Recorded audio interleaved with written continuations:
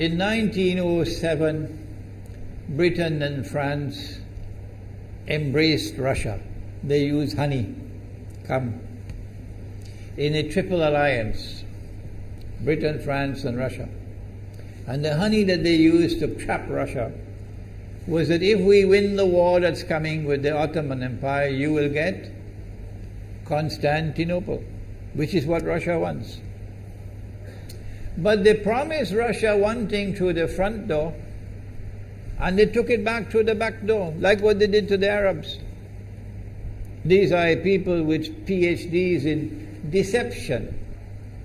If they tell you that the sun is shining, don't believe them. Go outside and look up in the sky, see whether the sun is shining. When the Russian army had fought in the First World War and had suffered the most losses, the brunt of the kill were Russians, and they were now winning the war, and the Ottoman Empire was collapsing, and the Russian army is only an arm's length away from Constantinople. They don't want Russia to get Constantinople. No. So what did they do? Russian Jews organized and executed the Bolshevik Revolution, which overthrew the Russian monarchy. They killed the Tsar and the whole family, overthrew the government, and took Russia out of the war. So the Russian army had to stop in its tracks and could not go to Constantinople. In other words, the Russian Jews stabbed Russia in the back. They did more than that. They brought communism. Communism is not Russian. These dum-dums don't understand that. Communism was created to destroy Russia. Why don't these dum-dums understand it? Communism is not Russian. Communism was created to destroy Russia, to destroy the Russian Orthodox Church. So they brought communism in the Soviet Union. And for the next 60, 70 years, this Zionist created entity called the Soviet Union waged war on religion, waged war on the Russian Orthodox Church, killed the priests, closed down the monasteries and churches and so on. 60, 70 years. And then, when the appropriate time came and Israel came into being, it is this same Soviet Union which opened the doors for millions of Russian Jews to now migrate to Israel. If you go to Israel today, you might believe you're in Russia. So many people speaking Russian. These are the Russian Jews. And then the Soviet Union, 6 years after Israel came into being, did something strange and mysterious. Crimea is Russian territory. Crimea is a part of Russia. The Soviet Union decided to give Crimea as a gift to Ukraine. Why did they do that? The historians don't tell you. So let Imran tell you. They gave Crimea to Ukraine in order to stab Russia in the back one more time. Because if Russia loses Crimea, it will enhance Israel's security. The Russian Navy is based in Crimea. And there's a straight line from Crimea to Constantinople. To get out of the Black Sea and to get into the Mediterranean Sea, you got to pass through the Bosphorus. And the city of Constantinople is located right there on the Bosphorus. So they gave Crimea as a gift to Ukraine. They never bothered to consult the people of Crimea and get their consent. No. They never bothered to seek the permission of the Russian people. No.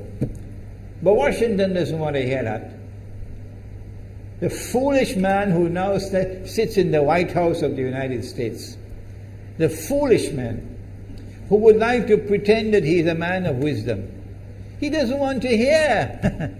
But what are the rights of the Russian people? Were they not violated? Do they not have the right to correct Iran and recover the territory which was unjustly taken away from them on Israel's behalf? Obama doesn't want to hear that. It's inconvenient for them. But in this masjid, we will expose whether it's convenient to you or not. They did more than that. Not only did they give Crimea to Ukraine, but earlier on they gave eastern Ukraine. Eastern, part of the now eastern Ukraine was Russian. It was Russian. And the Soviet Union gave it as a gift to Ukraine. Why is it being given to Ukraine? Answer is that when the proper moment comes, the same people who brought the Soviet Union into being now have a method by which they can cause it to collapse.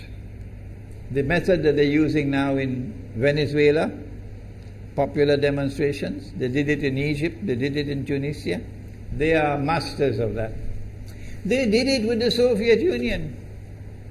I used to think that the Soviet Union collapsed because of Allah's kindness. But I was wrong. No, it was the Zionists who brought down the Soviet Union because they didn't need it anymore. Like tomorrow they wouldn't need you anymore, Saudi Arabia. And they wouldn't need you anymore, Islamabad. When will you understand that? They'll just throw you to the dogs. You served them long enough. So they brought down the Soviet Union. Why? So that Ukraine might emerge as an independent state. That's danger for Russia. They prepared the way. And now Ukraine emerges as an independent state. So the rope is around Russia's neck now. And from that day, when the Soviet Union collapsed, until yesterday, the relationship between Russia and Ukraine was always problematic. But the people of Ukraine still had the good sense and wisdom to appoint a government that was pro-Russian. The Zionists decided it's time for us to use our, the street demonstrations. And last October, November, December, the world witnessed Caracas all over again. And eventually, the Zionists got what they wanted. You have the money, and you can send in your special people, snipers who will kill, and so on, throw petrol bombs and so on. And eventually they got what they wanted. They created enough havoc. May Allah protect Malaysia from that. Ameen. Ameen. And the president of Ukraine fled. He's a democratically elected according to your method, Mr. Obama, according to your system. He's a legally elected president of Ukraine. And he had to flee. And these hypocrites in Washington and London and Paris who would like us to believe that they are honorable men. They are not. Instead of standing on the side of the legally appointed president and demanding the rule of law, they all showed their colors as hypocrites in immediately recognizing the new government in Ukraine. The new government in Ukraine is anti-Russian. That's what they wanted. That's why they brought down the Soviet Union, to bring in a Ukraine into being as independent state, and then to eventually get an anti-Russian government in Ukraine. If by Allah's kindness Putin had not intervened and been so spectacularly successful, this is what the plan would have been. The new government in Ukraine would have joined NATO, and Russia could not stop it. And when the new government in Ukraine joined NATO, NATO will then send its armed forces into Ukraine. It could include nuclear weapons. Then Ukraine will pick a fight with Russia and decide that Russia must now vacate Crimea. Shut down your naval base. The rope is now tightened around your neck. Russia has to put its tail between its legs and withdraw its fleet, Black Sea Fleet, from Crimea. Russia is no longer a naval power. Crick crack, you finish. And Israel will celebrate. That was the master plan. But Allah planned, and Allah's plan was successful. And it is time for the Muslim world to recognize and to see, I cannot influence governments, so what can I do? Don't bother, you waste your time with governments. But the people can understand that this was Allah's plan. They planned, the enemy planned for so long, and at the last moment Allah intervened. And Putin was able to get the people of Crimea to vote in a referendum. And they voted 90-something% in favor of returning to Russia. They were a part of Russia, and they want to return to Russia. So Putin was successful in delivering to the Zionist movement the first defeat it has ever suffered, significant defeat, in the more than 100 years since the Zionist movement was established.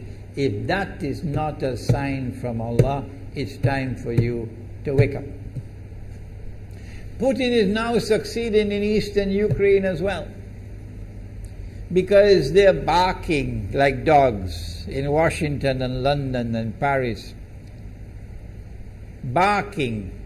It is Russia which is doing it. It is Russia which is doing it in eastern Ukraine. Oh, but when the Ukrainian government send the Ukrainian armed forces into eastern Ukraine, they don't want to fight. They say, we will not fight our own people. They refuse to fight.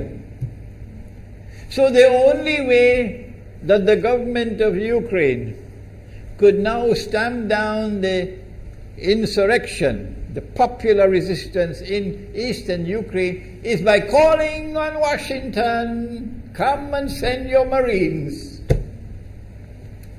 And then what will Putin do? The Russian armed forces are amassed on the Ukrainian border. So the Ukrainian soldiers are refusing to fight their own people for two reasons. Number one, why should we do your dirty work for you? We're not going to fight our own people. That's not what soldiers are for. And number two, if we make the mistake of using guns on these Russian-speaking Ukrainians, what will the Russian army do to us tomorrow? And they have already said, Putin has already said, we are going to intervene to defend our people. He's already said it plainly.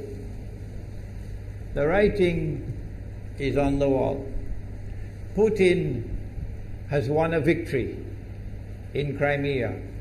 Whether governments like it or not, whether governments vote this way or that way, is now irrelevant, because we all know that they have to vote where the butter is.